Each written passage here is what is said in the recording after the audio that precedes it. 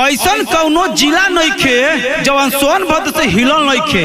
ये छमिया सुन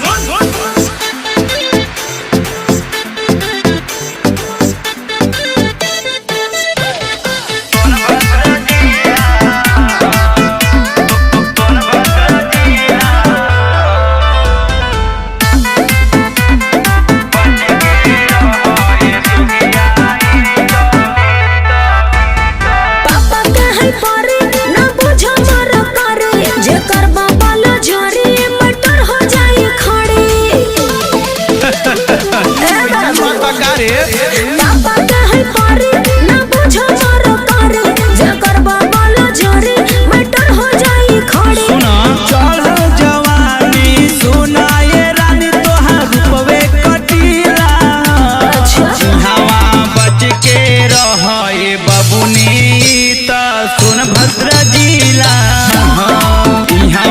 बच के रहे सुगियाई तो सोनभद्र जिला बुझले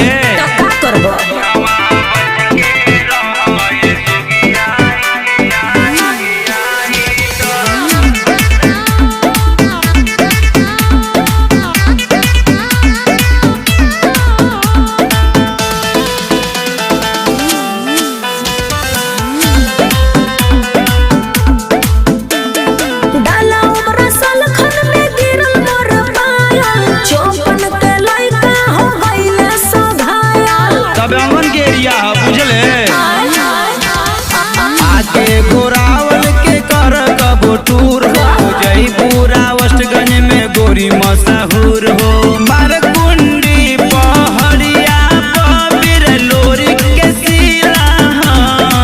यहाँ बच के रहे बबुनी तो सोनभद्र जिला यहाँ बच के रहे सुगियाई तो सोनभद्र जिला